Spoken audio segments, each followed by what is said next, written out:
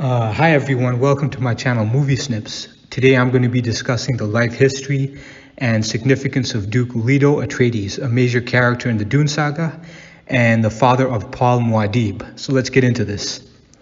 So Leto Atreides I, also known as Leto the Just, was born on the planet Caladan in 10,140 AG. Being the only son of the old Duke Paulus Atreides and Lady Helena, originally of House Atreides.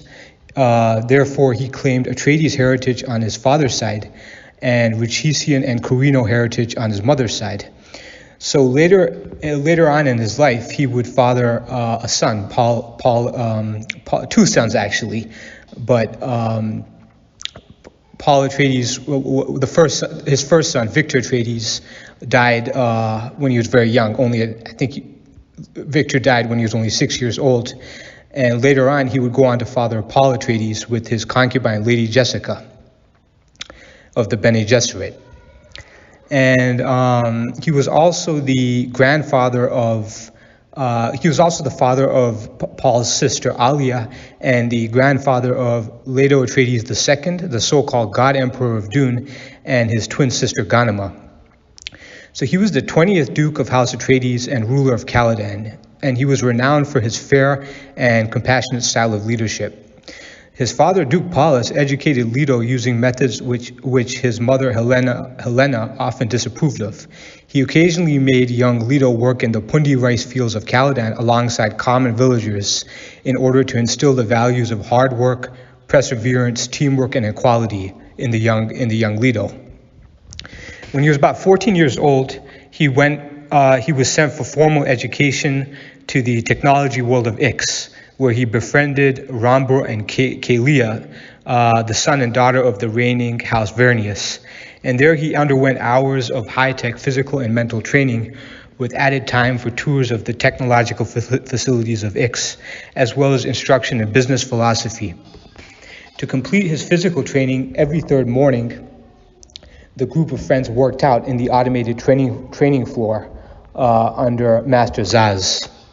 So it was the growing astuteness of Leto that caused him to observe the growing discontent of the lowest class of Ixian workers on the planet, the suboids, a genetically modified race of humans bred to work in the caverns of planet Ix. So Leto observed their growing discontent with the Ixian manufacture of robotic items that violated the rules of the Great Convention. So this malcontent boiled over when the suboids were prompted into revolution during the Tleilaxu invasion of Ix at the start of Project Amal. Leto, Kalia, and Rambur almost lost their lives in this uprising, but managed to escape planet Ix in the nick of time.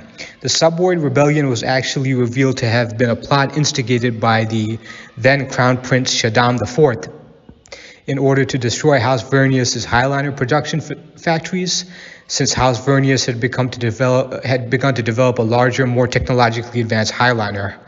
And Crown Prince Shaddam felt threatened by this design because he would lose out on Imperial taxes he gained from space travel. A larger Highliner design meant fewer flights and therefore less income for the Crown Prince. So shortly after this debacle, young Leto became Duke when his father was killed by a Seleucid bull during a traditional bullfighting event on Caladan. So Leto was known for his steady hand and for always speaking his mind when the situation required it. Despite being in office for only a short time, Leto insisted on testifying on behalf of House Vernius in front of the Landsraad. His staunch defense of the deposed house caught the attention of many noblemen who were impressed by the young man's honesty. So on the return trip to Caladan from Kaitain, Leto was caught in a Harkonnen ambush. The Harkonnen used their new secret technological device called a no-ship, which could render itself invisible, to destroy a Tleilaxu vessel inside the Gil Highliner, making it appear that the Atreides vessel had committed the attack.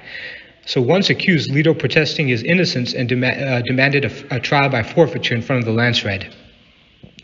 So Leto would then travel to Kaitain again to face his Tleilaxu accusers in a formal court of law in front of the entire Imperium. So unbeknownst to him, the Bene Gesserit had delivered to the then Crown Prince Shaddam Corrino IV a forged note supposedly from Leto himself. So in that note, Leto appears to have knowledge of House Corrino's role in the destruction of the Ixians.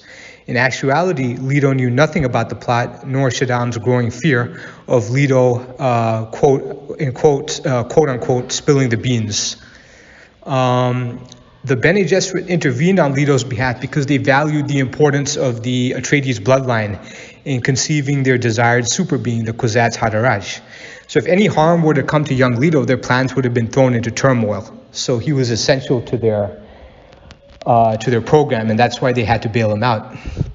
So as Leto faced the entire Landsraad, watching with fear as they were just about to pronounce judgment against him, the Crown Prince Shaddam strode to the podium and announced to the entire assemblage that he wanted to start his reign with the noble House Atreides intact, and that Leto's reputation was impeccable. Shaddam gave his personal knife, what has come to be known as the Emperor's Blade, as a gift to Leto, and encouraged the Landsraad to confirm Leto's innocence, which they did, much to the dismay of the Tleilaxu and House Harkonnen, the mortal enemies of the Atreides. So then Leto would return to Caladan, exonerated and innocent, but with Kylea and Rambur Vernius still in exile and dishonored. The two would accompany him to Caladan. And Leto felt pity for the beautiful Kylea and decided to make her his concubine. After a year, the two conceived a son together who they named Victor Atreides, and Leto loved Victor as any father would.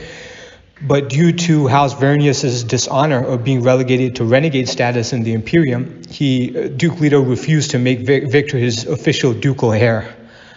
So essentially, Victor was a love child, but could not hope to rise to any position of significance in the class structure of the Imperium. So over the years, the situation made Kylea grow increasingly bitter, and she allowed herself to be manipulated by her lady-in-waiting Chiara, and the two began plotting against Leto. She believed that if Leto died, then House Atreides could be claimed by Victor with herself as regent, and Kylea and Chiara arranged to obtain a bomb and planted it aboard the Sky Clipper airship that Leto would use to tour the planet Caladan's western continent. So the resulting explosion killed Leto's son Victor and critically maimed Kylea's brother Rambur. Leto and Kylea both miraculously survived relatively unscathed. So Kylea, after she realized that Chiara was a Harkonnen agent, killed her and committed suicide herself by jumping off the balcony of Castle Caladan. So it's a tragic turn of events. And so then after his failed relationship with Kylea, Leto entered into a lasting relationship with a Bene Gesserit acolyte named Lady Jessica.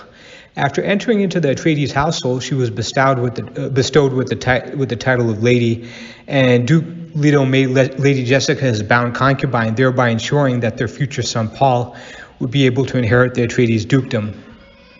So Jessica's instructions from the Bene Gesserit were to bear a daughter, so when the daughter reached maturity, the daughter would then in turn mate with a Harkonnen heir. And the purpose of this was twofold. The first reason was because was to end the feud between the Atreides and the Harkonnen. And the second reason, and probably the more important of the two, was to produce the Kwisatz Haderach, the long-awaited super being of the Bene Gesserit.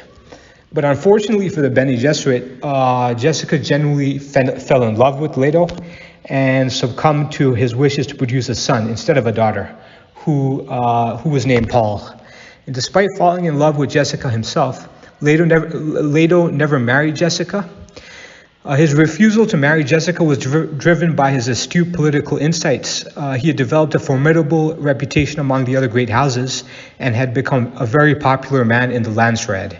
So while he remained single, he ensured that House Atreides was open to the option of a political alliance through marriage with the other great houses. So as time moved forward and young Paul grew up, growing hatred was brewing between two other great houses of the Landsraad, House Ekaz and House Moritani, who had a long-running feud with one another. So Leto saw this as an opportunity and decided to marry the Archduke's Armand Ekaz's daughter, Alessa, Ekaz as a way of advancing his position in the Imperial Congress. So tensions rose between Lady Jessica and Leto, especially when Paul accompanied him to the Ekaz homeworld to the betrothal ceremony of Leto and Ilesa. So Caladan was excited about the prospect of the Duke marrying, and Cala City was decked out in full regalia as nobility from off-world arrived for the ceremony. As Ilesa was being presented down the aisle by her father, the Archduke, hexagonal and sharp flying daggers suddenly appeared out of nowhere and started flying around the hall in a carefully orchestrated assassination plot. So Leto emerged unscathed from the vicious attack, but his wife-to-be Ilesa and her personal bodyguard Rivi Denari lost their lives.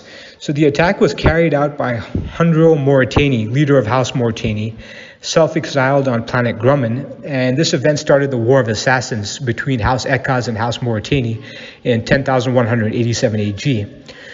So truly grieved by Ilesa's death, Leto was even more dedicated to defeating House Mauritani and pledged the full might of the Atreides military against House Mauritani. So a joint Atreides and Ekaz military force attacked Grumman in an attempt to unseat Viscount Hundro Mauritani from power, and it seemed evident that Ritka, the planet capital, would soon fall. So the newly crowned Emperor Shaddam acted as a peacemaker and arrived with Sardaukar troops in tow to end the war and enforce the ceasefire.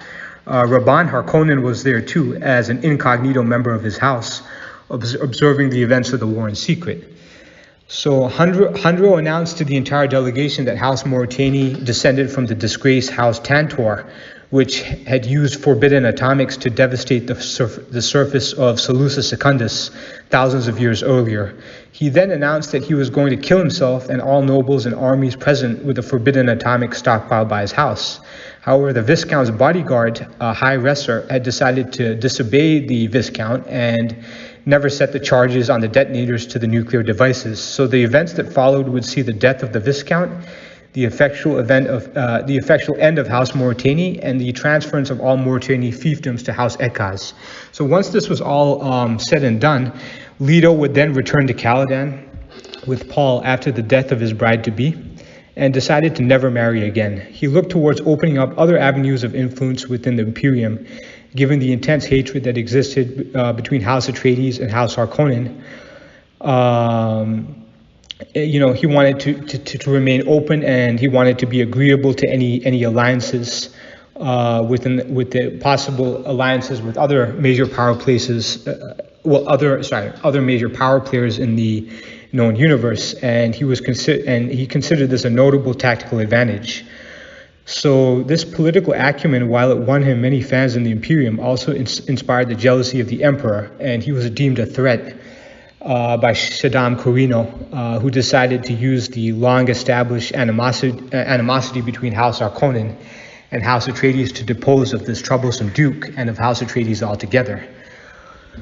Because the Emperor essentially had started to become wary of Duke Leto's growing power within the Imperium, and he felt threatened by this growing power.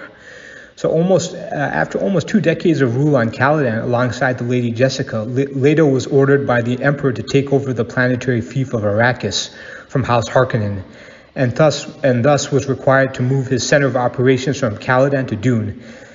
So Arrakis was a notoriously difficult planet to manage, but because it was the only planet where the spice melange was found, it was also vitally important. So for this reason, the acquisition of the fiefdom aroused the admiration and also the jealousy of Leto's fellow noblemen among the other great houses. So Leto leapt at the chance to increase his standing in the landslide, even though he knew it would also put his house in great jeopardy. So Leto committed all his resources to the move. It was said that to illustrate this point to his people and the people of Arrakis, that upon his arrival on Arrakis, he planted his flag outside his palace, and he said, "Here I am, and here I remain." So Leto's resolve was strengthened by a letter the Emperor had sent him upon House Atreides' arrival on Arrakis, and this letter was addressed to his noble Duke. The letter outlined that Leto was given House Corrino's full support to introduce and uphold to basically manage the spice mining operations on Arrakis, But this also illustrated the duplicity of the emperor, because the Emperor Shaddam was actually plotting to destroy Leto and his family on Arrakis simultaneously. So during consolidation of his rule over Arrakis, Leto made a lasting and positive impact on the people of Dune. His fair-handedness, political savvy, and personal charisma gained the admiration and support of many in ARRAKEEN society, from the Fremen to the aristocratic houses minor. However, soon the Atreides relocation to Arrakis, the Emperor gave Baron the Emperor gave Baron Vladimir Harkonnen approval to invade and destroy House Atreides, even going so far as to provide some of his own Sardaukar in support. So the Sardaukar were disguised in Harkonnen uniforms, but experienced Atreides warriors such as Gurney Halleck and Duncan Idaho were able to spot the Sardaukar easily due to their Sardaukar's unique fighting style. And the Emperor's urgency in disposing of House Atreides was amplified by the fact that he had discovered that Duke Leto had managed to train a small elite military force which was capable of rivaling the Emperor's dreaded Sardaukar. And this had been accomplished through Leto's principal advisors and generals, namely Tufir Hawat, Duncan Idaho, and Gurney Halleck. So during the joint Harkonnen and Imperial invasion, Leto was betrayed by his private Suk doctor, Wellington Yue. And he was turned over to the Harkonnens, but the Harkonnens had managed to break Yue's Imperial Suk doctor conditioning by holding his wife hostage. So despite this betrayal, Yue had given Leto the chance to kill the Baron Harkonnen using a poison tooth embedded in the Duke's mouth. But the scheme failed. So consequently, Leto died during the assassination attempt, but the Baron survived. But the Baron's twisted mentat, Piter de Vries, was killed by the poison gas. So about a year after the invasion, Leto's remains were discovered by his son Paul in ARRAKEEN, and Paul laid his father's remains to rest in the skull tomb in the desert of Arrakis. And the late Duke's legacy was felt during Paul Atreides' reign as emperor, and also in the birth of his sister, the birth of Paul's sister Alia, carried by Jessica. But only Leto was already dead by the time that Paul discovered that his mother was pregnant with another child. So in many ways, the spirit of Duke Leto lived on in his son Paul and grandson Leto II through their possession of other memory. It was also partially Leto's love for Duncan Idaho that saw Leto II create a series of Duncan Idaho Gola clones throughout his reign. This would be in the future events of Dune, in the sequels of Dune. So during both Paul and Leto II's reign, millions flocked to visit Leto I's shrine, since reverence for the Atreides family had taken on a religious fervor. And moreover, Leto came to symbolize all that was good about the Atreides bloodline, namely courage, integrity, justice, loyalty, and honor. And because of this, some have postulated that had Leto survived his rule on Arrakis, he would have eventually commanded the same fanaticism of the Fremen, which they came to bestow upon his son Paul. And indeed, some have taken the argument further and postulated that his popularity with those he ruled, combined with his popularity in the Landsraad, may have seen him eventually ascend to the Golden Lion throne. So thus the positive strength of character, being a man of many talents, and the possibilities of what might have been, illustrates the inherent tragedy of his demise. So the details of Leto's early life in relation to the events that took place before the events of the original Dune novel were heavily elaborated on in the prequel novels written by Frank Herbert's son, Brian Herbert, and co-author Kevin J. Anderson. So it is my opinion that all three film adaptations of Dune, including the 2000 miniseries, did a good job of depicting Leto's spirit and character, and stayed true to how Frank Herbert described him in the book. He was portrayed by Jürgen Prochnow in the 1984 Lynch movie, William Hurt in the 2000 miniseries, and Oscar Isaac in the latest 2021 adaptation. So I'd like to thank you for watching and listening to my video today. Please remember to like, share, comment, and subscribe to my channel. Click the bell for notifications, and be sure to check out my channel for more videos on Dune.